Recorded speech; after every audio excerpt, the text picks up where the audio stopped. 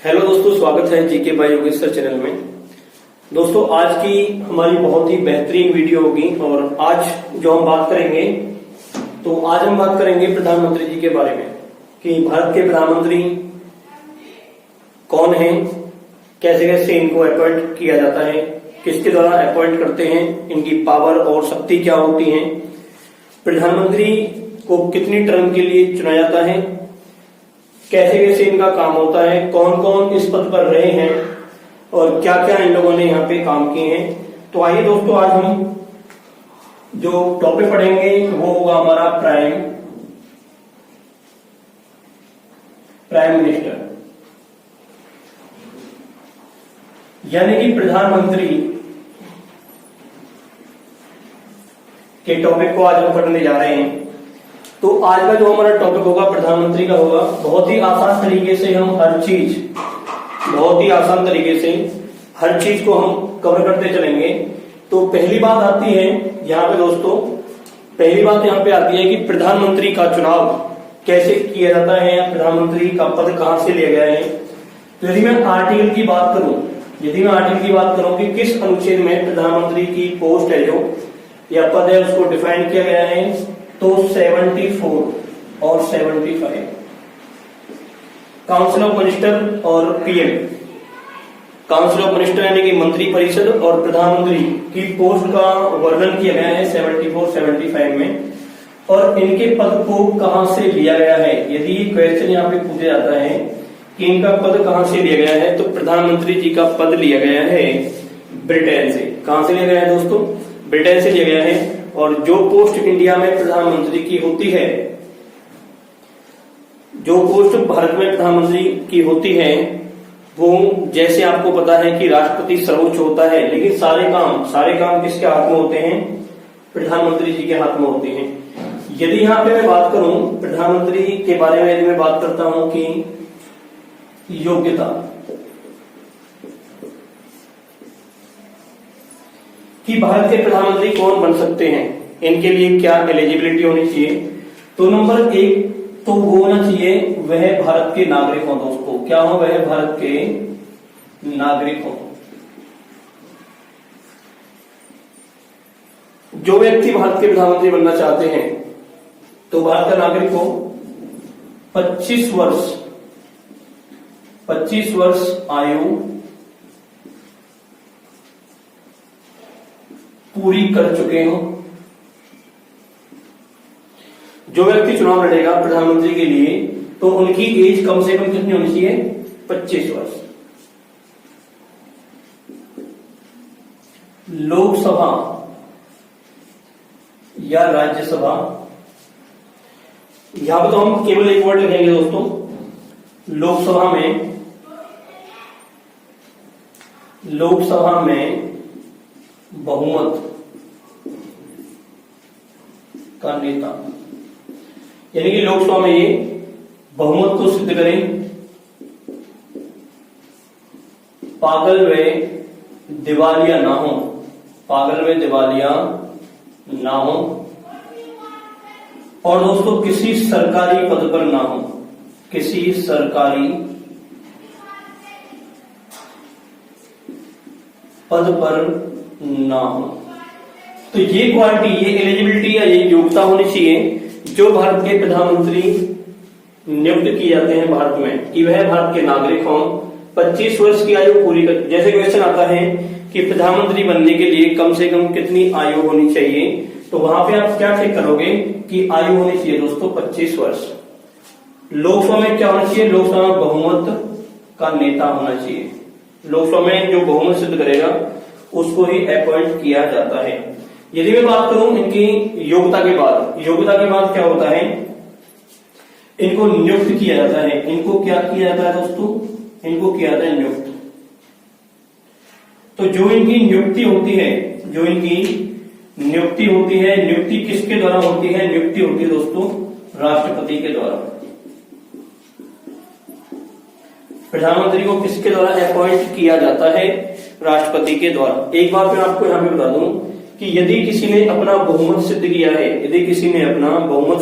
है तो राष्ट्रपति जी उस बात के लिए बाध्य होते हैं कि अपॉइंट उसी को किया जाएगा जिसने अपना बहुमत सिद्ध किया है। यदि बहुमत सिद्ध नहीं होता, बहुमत का मतलब होगा दोस्तों, जैसे एग्जाम्पल मान लो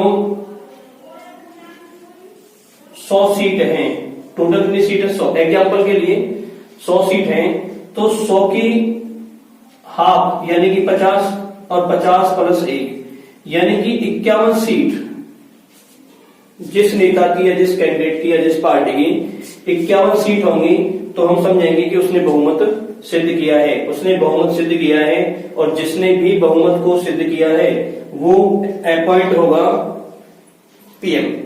यदि ये सीट कोई प्राप्त नहीं कर पाता है तो एक वर्ड आपने सुना होगा, गठबंधन। तो सरकार किसकी बनेगी दोस्तों? गठबंधन की सरकार। और गठबंधन की सरकार में क्या होता है? गठबंधन की सरकार में राष्ट्रपति जी किसी को भी पीएम अपॉइंट कर सकते हैं। इस बात के लिए बाध्य नहीं है। केवल बाध्य किस बात के लिए है? जब वो अपना बहुमत साबित करें तो पीएम होंगे। यदि गठबंधन से सरकार बनती है तो पीएम किसी को भी बनाया जा सकता है। इस बात का आप ध्यान रखेंगे। तो यहां तक क्लियर है बच्चों? चलिए आगे। तो दोस्तों इससे आगे क्या होता है? नियुक्ति होगी, शपथ हुई, शपथ के बाद होता है त्याग पत्र। शपथ के बाद होता है त्याग पत्र कि जो पीएम होते हैं वो अपना रिजाइन या त्याग पत्र किसको देते हैं? तो रिजाइन और त्याग पत्र भी कौन देता है? तो ये भी लेते हैं राष्ट्रपति जी। कौन लेते हैं दोस्तों? राष्ट्रपति जी। और मैं बात करूं टर्म की, कि मैं कार्यकाल की बात करूं कि कार्यकाल या टर्म इनकी कितनी होती है, तो दोस्तों टर्म होती है इनकी 5 साल। 5 साल इनकी टर्म होती है। और 5 साल से पहले यदि इनको हटाया जाए, यानी कि कार्यकाल से पहले हटाया जाए तो एक प्रोसेस चलता है और इस प्रोसेस को कहते हैं दोस्तों अविश्वास प्रस्ताव। अविश्वास प्रस्ताव। यदि टर्म से पहले प्रधानमंत्री को हटाया जाए तो उसके लिए क्या चलता है दोस्तों? अविश्वास प्रस्ताव, नो कॉन्फिडेंस मोशन। तो अविश्वास प्रस्ताव इसके लिए चलाया जाता है। और बात आती है कि सबसे पहले अविश्वास प्रस्ताव किसके लिए लाया गया? तो ये लाया गया जवाहरलाल नेहरू जी के लिए। लेकिन ये पास नहीं हुआ। तो अविश्वास प्रस्ताव से हटने वाले जो पहले पीएम थे, अविश्वास प्रस्ताव से हटने वाले पहले पीएम कौन थे दोस्तों? विश्वनाथ प्रताप।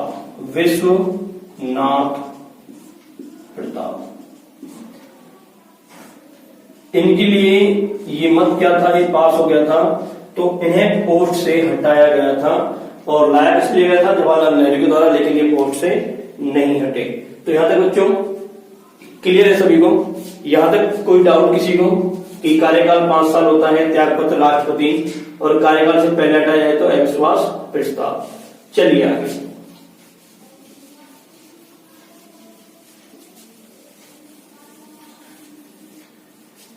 यदि मैं बात करूं कार्य एवं शक्ति, कार्य एवं शक्ति की मैं बात करूं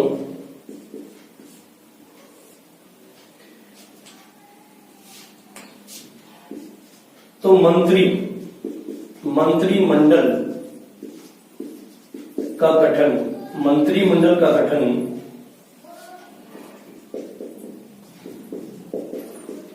राष्ट्रपति करते हैं प्रधानमंत्री के अनुमोदन पर। किसके अनुमोदन करते हैं दोस्तों? प्रधानमंत्री के अनुमोदन पर करते हैं राष्ट्रपति जी मंत्रिमंडल का गठन। जो मंत्रिमंडल का गठन होता है वो मैंने आपको बताया था 15% होते हैं टोटल लोकसभा के 15% होते हैं। और किसके अनुमोदन के द्वारा किए जाते हैं? तो यहां पे अनुमोदन होता है पीएम का, और करते कौन है? राष्ट्रपति। नंबर 2 है दोस्तों मंत्रिमंडल में फेरबदल। मंत्रिमंडल में फेरबदल करने की पावर किसके हाथ में होती है? राष्ट्रपति जी के हाथ, प्रधानमंत्री के हाथ में होती है। नंबर 3, पहले क्या होता था दोस्तों? पहले होता था योजना आयोग। योजना आयोग के अध्यक्ष होते हैं प्रधानमंत्री, लेकिन योजना आयोग को अब क्या बना दिया?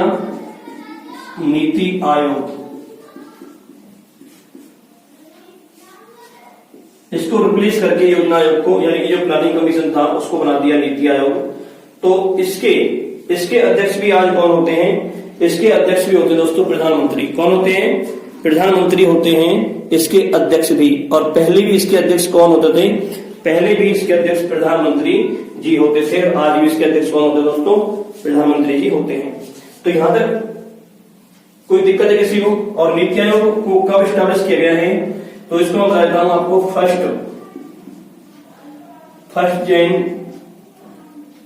2015, 1 जनवरी 2015 को इसको स्टैब्लिश किया गया है, नीति आयोग को। नेक्स्ट पावर होते हैं दोस्तों अल्पसंख्यक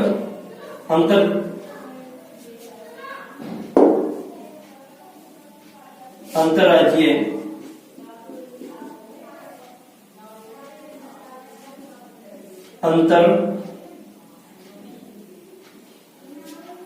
राजकीय परिषद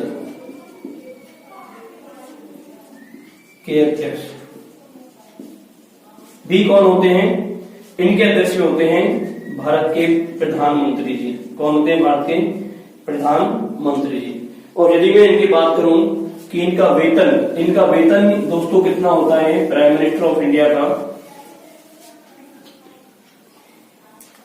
तो इनका जो टोटल वेतन होता है वो होता है 1,63,000।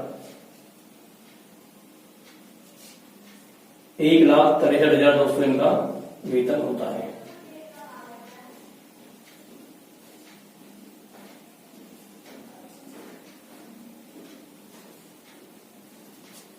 और ये वेतन होता है पर मंथ।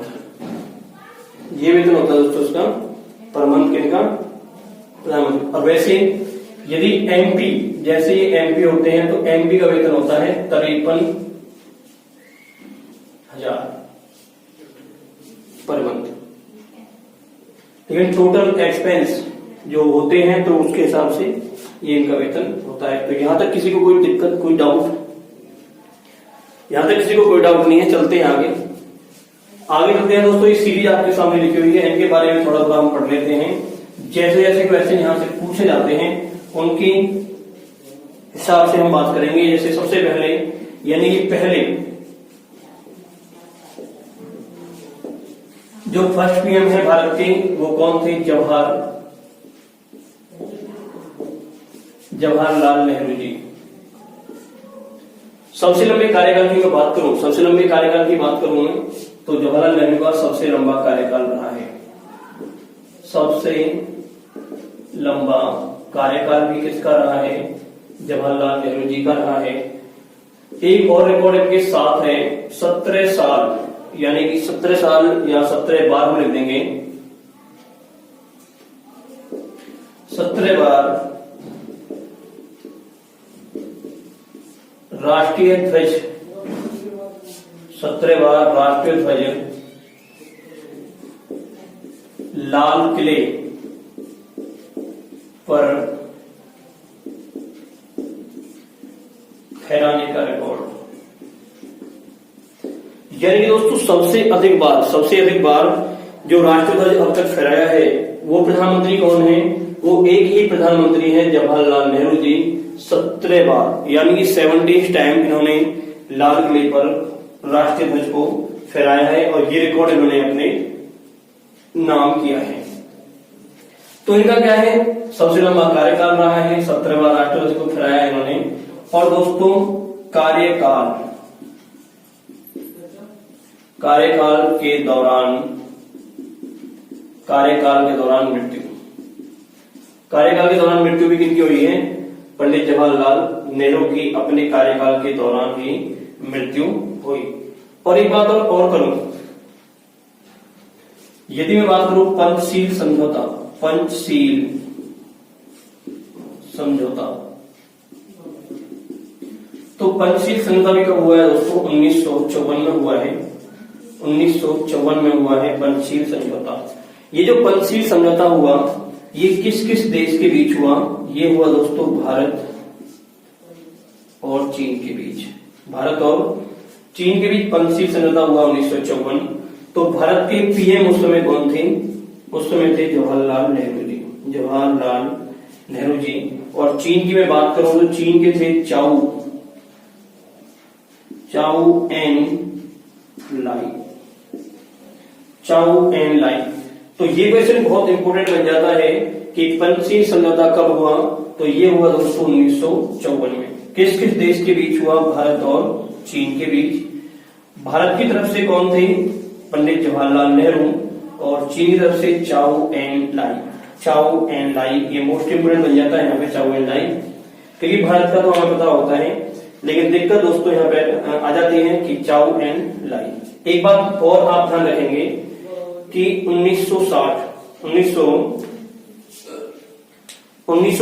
में क्या हुआ था? 1960 में सिंधु जल समझौता, सिंधु जल समझौता,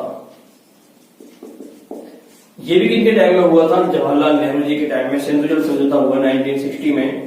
और इसमें क्या था कि 80%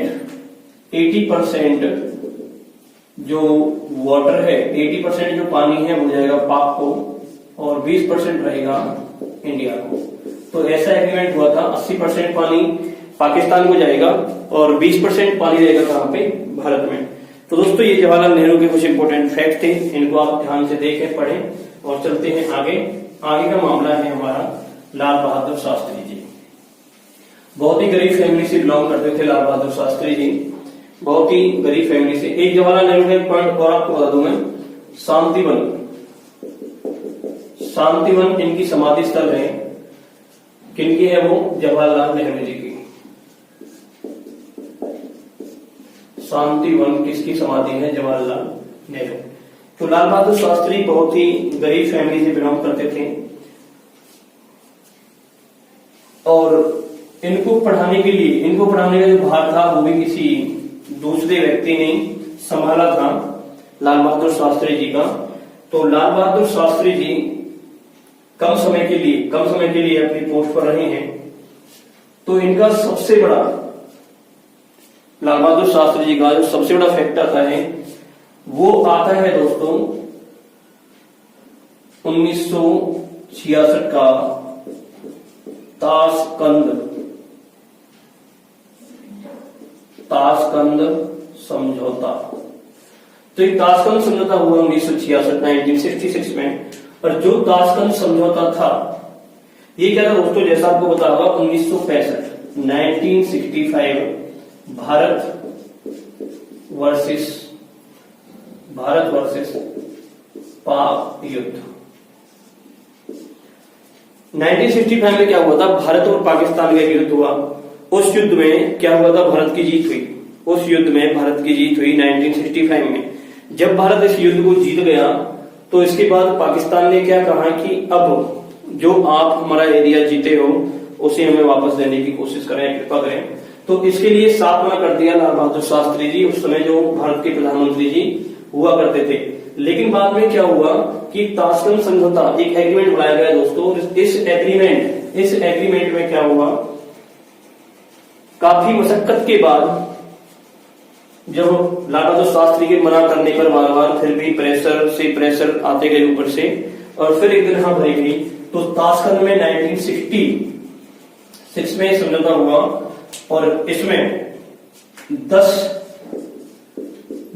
जनवरी 1966 को एग्रीमेंट पर साइन हुए।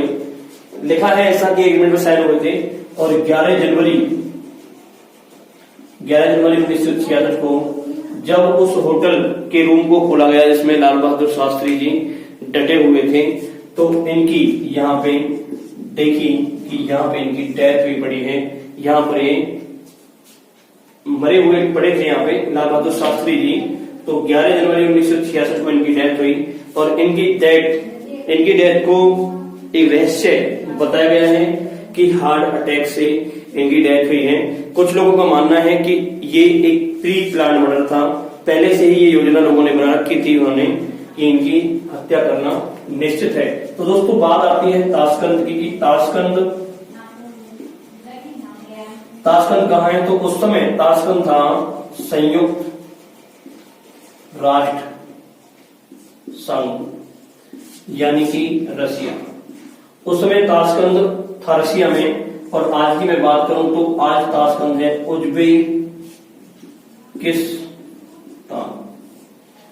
उज्बेकिस्तान। आज की मैं बात करूं तो उज्बेकिस्तान, और उस समय की बात करूं मैं तो संयुक्त राष्ट्र संघ रूस। तो लाल बहादुर शास्त्री जी संपूर्ण और धनाढ्य लोग थे अपने हिसाब से। और एक बात यहाँ पे आती है, जो ताशकंद एग्रीमेंट हुआ था ये किस किस के बीच हुआ था? उस समय यहाँ पे भारत की तरफ से कौन गया और पाकिस्तान की तरफ से कौन यहाँ पे पहुंचा था? तो दोस्तों 1966 में जो एग्रीमेंट हुआ था, तो भारत की तरफ से तो लाल बहादुर शास्त्री जी थे, लाल बहादुर शास्त्री जी। और पाकिस्तान की तरफ से जो मैं बात करूं तो पाकिस्तान की तरफ से थे दोस्तों अय्यूब खान।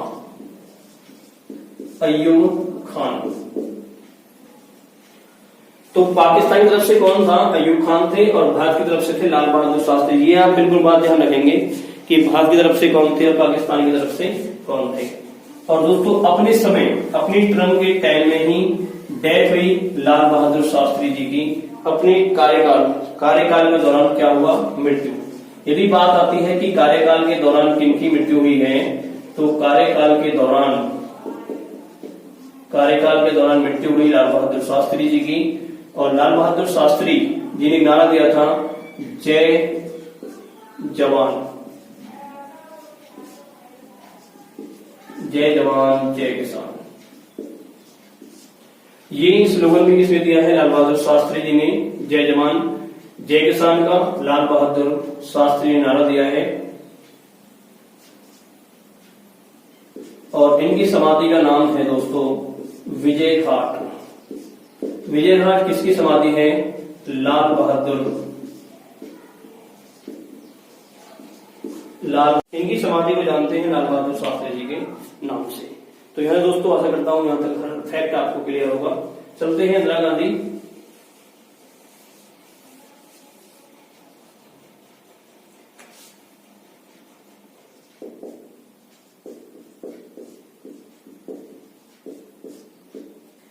इंदिरा गांधी की मैं बात करूं तो फर्स्ट लेडी यानी कि पहली महिला पीएम। पहली महिला पीएम कौन सी दोस्तों? इंदिरा गांधी थी। नंबर 2 बात आती है, जब ये पीएम बनी तो क्या थी? राज्यसभा सदस्य। राज्यसभा सदस्य हैं जो पहली बार पीएम बनी। यानी कि राज्यसभा से कोई व्यक्ति पीएम बना है पहली बार, तो वो कौन थे? वो थी इंदिरा गांधी। कौन थे दोस्तों? इंदिरा गांधी थी जो पहली बार प्रधानमंत्री बनी है राज्यसभा से, इंदिरा गांधी। और इंदिरा गांधी के टाइम में दो बार क्या लगा दोस्तों? राष्ट्रीय आपातकाल 1971, 1971 और 1975 में 2 बार राष्ट्रीय आपातकाल लगा है। किसके टाइम में? इंदिरा गांधी जी के टाइम में। इंदिरा गांधी जी के टाइम में 1969 में ही क्या हुआ है दोस्तों? बैंकों का राष्ट्रीयकरण। यानी कितने बैंकों का राष्ट्रीयकरण हुआ है? 14 बैंकों का राष्ट्रीयकरण हुआ है। किसके टाइम में? इंदिरा गांधी जी के टाइम में। 1969 में 14 बैंकों का राष्ट्रीयकरण किसके समय हुआ? इंदिरा गांधी जी के टाइम में। और अपनी टर्म के दौरान ही इनकी मृत्यु हुई यानी कि मृत्यु हुई कार्यकाल के दौरान, मृत्यु हुई कार्यकाल के दौरान 1984 में इनकी मृत्यु हुई इंदिरा गांधी जी की 1984 में। और इसके बाद इनको जो इनके बॉडीगार्ड थे उन्होंने ही इनको शूट किया था दोस्तों। नेक्स्ट मैं बात करता हूं जो इंपोर्टेंट फैक्ट है, जो इनके इंपोर्टेंट फैक्ट है केवल उनके ऊपर ही हम बात कर रहे हैं, ज्यादा इनके ऊपर बहस या बात करने का कोई फायदा नहीं होगा। एक बात और मैं आपको बता दूं कि पहला परमाणु परीक्षण भारत में किया गया 1984 पोखरण राजस्थान में, पोखरण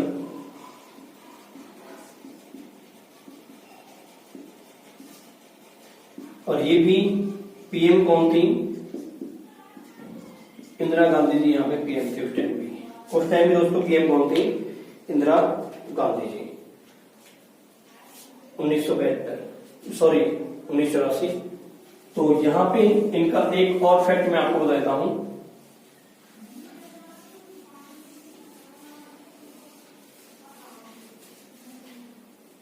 जैसा आपको पता होगा 1971 एक युद्ध हुआ था दोस्तों भारत और पाकिस्तान का, भारत वर्सेस पाक, जिसमें भारत ने इस युद्ध को जीत लिया। 1971 में युद्ध हुआ, इस युद्ध को भारत ने जीत लिया। जब युद्ध को भारत जीत चुका था तो पाकिस्तान ने डिमांड रखी कि हमसे कोई मीटिंग की जाए या जो एरिया आपने हमसे लिया है उसको वापस रिटर्न किया जाए। तो इसके लिए 1972 इसके लिए क्या हुआ? 1972 में एक एग्रीमेंट हुआ जिसको हम जानते हैं शिमला समझौता के नाम से, शिमला समझौता। तो दोस्तों बात यहां पे आती है कि शिमला समझौता किस किस देश के बीच हुआ? तो शिमला समझौता हुआ है भारत और पाकिस्तान के बीच, भारत और पाकिस्तान के बीच हुआ है। कब हुआ है? 1972 में हुआ है। तो भारत की तरफ से पीएम कौन थे? तो भारत की तरफ से जो पीएम थे उस समय वो थे इंदिरा गांधी जी। कौन थे दोस्तों? इंदिरा गांधी। और पाकिस्तान की मैं बात करूं तो पाकिस्तान की तरफ से थे जुल्फिकार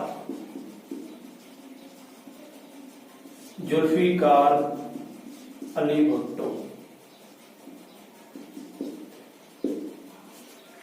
ये जुल्फिकार अली भुट्टो जी ये मेल हैं, फीमेल ना समझे इनको। और आपने सुना होगा जो फर्स्ट फीमेल पीएम थी पाकिस्तान की, बेनजीर भुट्टो, ये उनके फादर थे जुल्फिकार अली भुट्टो। तो इनके और इंदिरा गांधी जी के बीच में एग्रीमेंट हुआ, शिमला एग्रीमेंट 1972। तो याद है दोस्तों, क्लियर है आपको? चलते हैं आगे और आगे आते हैं मोरारजी देसाई जी। मोरारजी देसाई का एक फैक्ट आप ध्यान रखेंगे कि इनका जो बर्थ आता है वो आता है 29 फरवरी को। तो 29 फरवरी को इनका बर्थ है। इनका जो बर्थडे है, क्वेश्चन 1-2 बार एग्जाम में देखा गया है कि हर 4 साल बाद किस प्रधानमंत्री का जन्मदिन मनाया जाता है। तो वो प्रधानमंत्री कौन है मैं आपको बता दूं, वो प्रधानमंत्री जी हैं मोरारजी देसाई। मोरारजी देसाई प्रधानमंत्री जी हैं जिनका बर्थ हर 4 वर्ष में मनाया जाता है, मोरारजी देसाई। इंदिरा गांधी को हम पढ़ चुके हैं। राजीव गांधी में बात करूं दोस्तों, सबसे कम उम्र में राजीव गांधी सबसे कम आयु के पीएम बने, सबसे कम आयु के पीएम बने राजीव गांधी जी।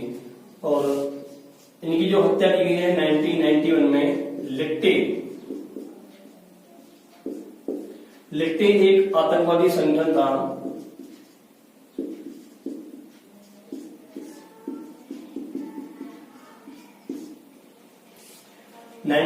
में लिट्टे आतंकवादी संगठन के द्वारा हत्या। एक जो लिट्टे एक फीमेल थी जो माला लेके और बम वगैरह अपने साथ लेके इनके गले में उन्होंने फूल माला डाली तो तुरंत ही ब्लास्ट हो गया और उन्होंने अपने आप को एक कांग्रेस का प्रवक्ता या प्रचारक बताया था, और जिसकी वजह से राजीव गांधी जी की हत्या कर दी गई 1991 में। विश्वनाथन नाथ प्रताप पहले पीएम जो अविश्वास प्रस्ताव के द्वारा हटे। तो ऐसे पहले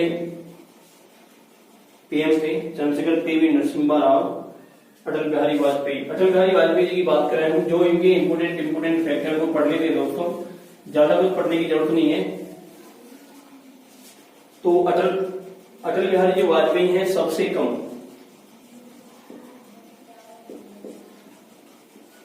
कम कार्यकाल यदि पूछा जाता है, सबसे कम कार्यकाल तो अटल बिहारी वाजपेयी जी का यहाँ पे नाम आता है, अटल बिहारी वाजपेयी, और मात्र 13 दिन। सबसे कम कार्यकाल अटल बिहारी वाजपेयी जी का रहा है, मात्र 13 दिन। बाद में कई बार अटल बिहारी वाजपेयी जी पीएम बने हैं, लेकिन सबसे कम कार्यकाल से पूछा जाता है अटल बिहारी वाजपेयी जी। और इनके टाइम में क्या हुआ था, 1998 1998 में दोस्तों दूसरा परमाणु परीक्षण,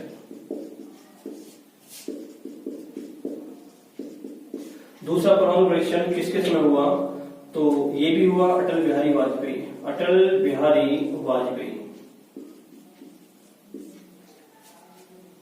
उसके बाद मनमोहन सिंह प्रधानमंत्री जी रहे। मनमोहन सिंह यानी कि हम ध्यान रखेंगे 2005 आरटीआई को किस तरह पारित किया गया, राइट टू इंफॉर्मेशन यानी कि सूचना का अधिकार पास हुआ। उसमें पीएम कौन थे, और इसमें पीएम थे डॉक्टर मनमोहन सिंह। अब दोस्तों वर्तमान की मैं बात करूं कि वर्तमान में भारत के पीएम कौन हैं, तो वर्तमान में भारत के पीएम सभी को पता है, श्री नरेंद्र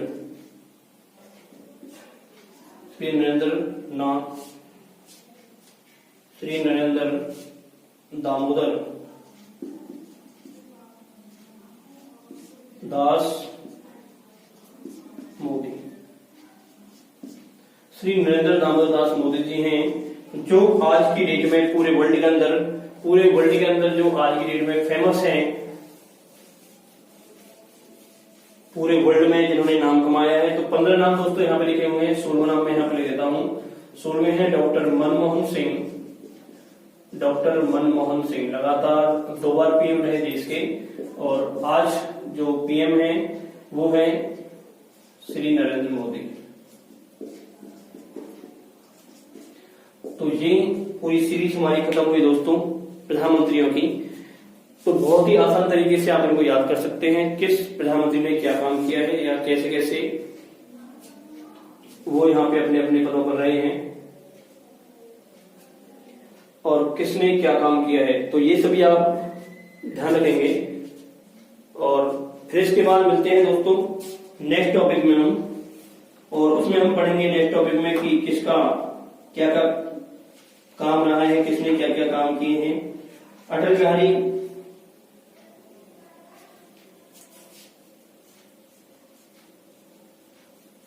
दोस्तों एक मिस्टेक यहाँ पे हुई है, इंदिरा गांधी लिख दिया मैंने यहाँ पे 5 पे, तो यहाँ पे इंदिरा गांधी ये नहीं थी, यहाँ पे 5 थे चौधरी चरण सिंह, इसलिए सॉरी गड़बड़ हुई है यहाँ पे। तो चरण सिंह के बारे में मैं आपको कुछ बता देता हूँ। चौधरी चरण सिंह जो भारत के प्रधानमंत्री रहे थे,